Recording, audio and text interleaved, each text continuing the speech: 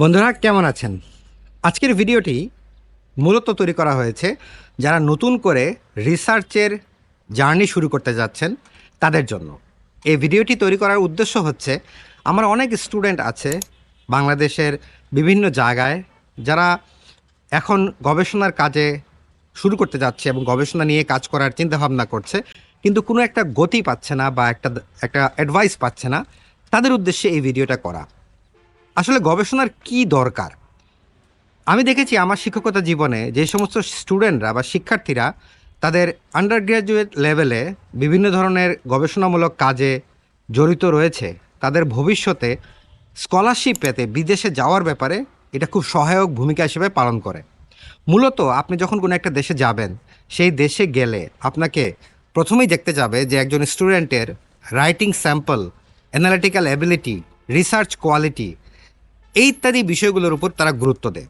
এবং এই গুরুত্বটা দেখানোর জন্য আপনাকে মূলত একটা রিসার্চ বা আর্টিকেল বা গবেষণামূলক প্রবন্ধ যদি আপনার থাকে, তাহলে সেইটা আপনার স্কলারশিপ অথবা একটা ভালো জায়গায় জবের ক্ষেত্রে বিরাট বড় ভূমিকা রাখে। এই কারণে আমি আপনাদেরকে বলবো যে গবেষণার কাজ এখনই শুরু করে দেওয়া উচিত। আর এই গবেষণা কাজে শুরু করার জন্য আজকে আমি আপনাদেরকে 3টি টুলসের কথা বলবো, যে 3টি টুলস আপনাকে গবেষণার কাজ শুরু করার ব্যাপারে জীবনটা সহজ করে দিবে। নাম্বার 1 হচ্ছে স্ট্যানফোর্ড ইউনিভার্সিটির একটি টুলস, যেটা নাম হচ্ছে স্ট্রম এআই। এই স্ট্রম এআই সাধারণত আপনাকে আপনার গবেষণা শুরু করার জন্য যে ভূমিকাটা দরকার, অর্থাৎ ইন্ট্রোডাকশন বা মেথোডোলজিক্যাল আন্ডারস্ট্যান্ডিং, অথবা আপনি যদি মনে করেন যে আপনার রিসার্চ কোশ্চেন বা গবেষণার যে কোশ্চেন নিয়ে আপনি কাজ করবেন, সেই কোশ্চেনগুলার নিয়ে আসার জন্য, তৈরি করার জন্য আপনার একটা সহায়ক ভূমিকা হিসাবে এই স্ট্রম এআই কাজে লাগবে। আপনি যে কোনো একটা টপিক দিবেন, সেই টপিকটি দেওয়ার পরে সেই টপিকটি যখন আপনি সার্চ করবেন, তখন স্ট্রম এআই আপনাকে সুন্দর করে একটা স্ট্রাকচার দাঁড় করিয়ে দিবে। তখন ওই স্ট্রাকচারটা দেখে আপনি ধীরে ধীরে আপনার যে অ্যানালাইসিস আছে, আপনার যে ডাটাগুলো আছে, তা নিয়ে আপনার কাজটা আরও সহজ করতে পারবেন।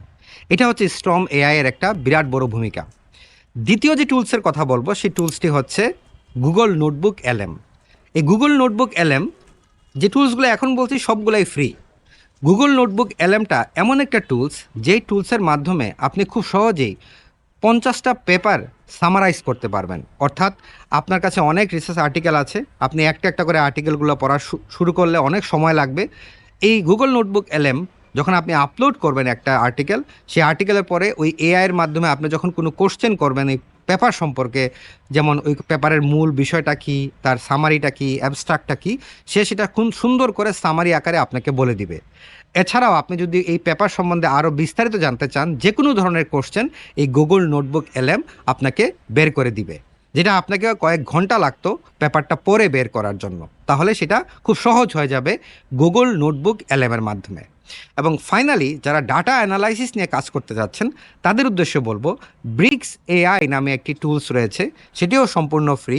এই টুলসটি আপনি যখন এখানে কোনো এক্সেল ফাইল আপলোড করবেন, আপনি এক্সেল দিয়ে যে কোনো ধরনের ডাটা অ্যানালাইসিস করার জন্য এই ব্রিক্স এআইটি ব্যবহার করতে পারেন। এবং এই ব্রিক্স এআইয়ের মাধ্যমে যে কোনো ধরনের অ্যানালাইসিস আপনি শুধু লিখবেন এবং সেটা খুব সুন্দর করে আপনাকে অ্যানালাইসিস করে দিয়ে দিবে। এবং এক্সেলের যে কোনো ধরনের কাজ এবং ডাটা অ্যানালাইসিসের যে কোনো ধরনের কাজ এই ব্রিক্স এআই দিয়ে করা সম্ভব। তো যারা নতুন করে গবেষণা শুরু করতে চাচ্ছেন, তাদের উদ্দেশ্যে আজকের এই ভিডিওটা তৈরি করা। 3টি টুলস মনে রাখবেন, একটি হচ্ছে স্ট্রম এআই, গুগল নোটবুক এলএম, আরেকটা হচ্ছে ব্রিক্স এআই।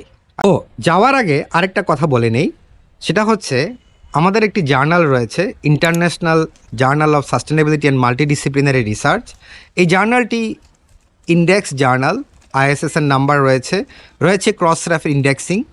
এই জার্নালে আপনার গবেষণামূলক প্রবন্ধগুলো, সেটা যদি আনপাবলিশ হয়ে থাকে, অথবা আপনার যে কোনো মাস্টার্স থিসিসের অংশ হতে পারে, অথবা কোনো সেমিনারের পেপারের অংশ হতে পারে, সেটা আপনি খুব সহজেই আমার এই জার্নালে সাবমিট করতে পারেন।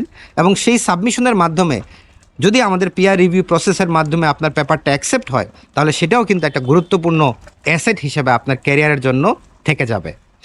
এর বাইরেও যারা ডাটা অ্যানালাইসিস নিয়ে আরও একটু ফার্দার গবেষণা করতে চান, তাহলে আমার প্ল্যাটফর্ম রয়েছে, যেখানে how to write a research article in 6 classes, meta analysis, statistical method for research ইত্যাদি বিষয় নিয়ে আমি কথা বলি। ইন্টারেস্টেড যারা, তারা এই কোর্সগুলো নিয়ে আমার সাথে যুক্ত হতে পারেন। তো আজকে এই পর্যন্তই। আমি আশা করব আজকের ভিডিওটি আপনাদের ভালো লেগেছে। কোর্স এবং রিসার্চ জার্নালটা বিবেচনা করে দেখতে পারেন। আপনার রিসার্চ জার্নিকে আরও সহজ করার জন্যই এই বিষয়গুলোকে আমি আপনাদের সামনে আজকে নিয়ে এসেছি। তো ধন্যবাদ সবাইকে, আবার দেখা হবে নেক্সট ভিডিওতে।